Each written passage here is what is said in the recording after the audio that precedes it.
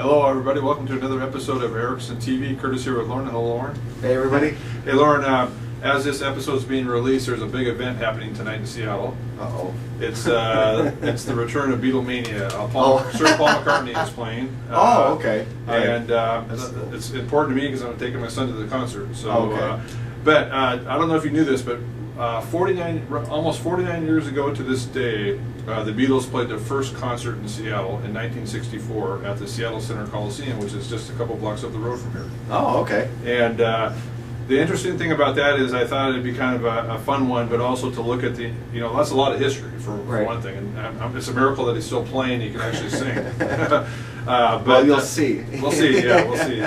But the interesting thing is I looked up and I found this site that showed the original ticket prices for that concert at the Seattle Center Coliseum in 1964, and the minimum ticket price was $3 to go see the Beatles, and they were really popular. Right. That was a big concert. Yeah, that was a big 64 deal. Right then. Okay. And today I looked at the cheapest ticket to see Sir Paul McCartney, and the cheapest ticket was $52.50.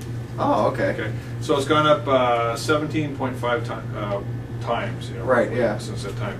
Now, just because we always talk about we need to be invested in global equities or just at least in U.S. equities to have to maintain a dignified living for retirement. And I looked at the S&P 500 back in the same date of 1964. Okay. It was 82. Wow, really? Okay. And today, roughly today, it's 1,682. So that's gone up 20.5 times. Right.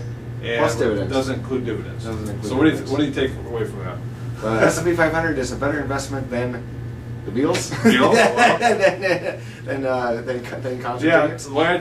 What's interesting is that even the you would figure that even without inflation, the ticket price should be much higher for McCartney now, even if the Beatles were very popular in '64, simply because now he has wealthier fans. Right. Well, I did bring this up because it was harder to do the math, but the most expensive ticket back in 1964 was only $5. So really? The range was $3 to $5.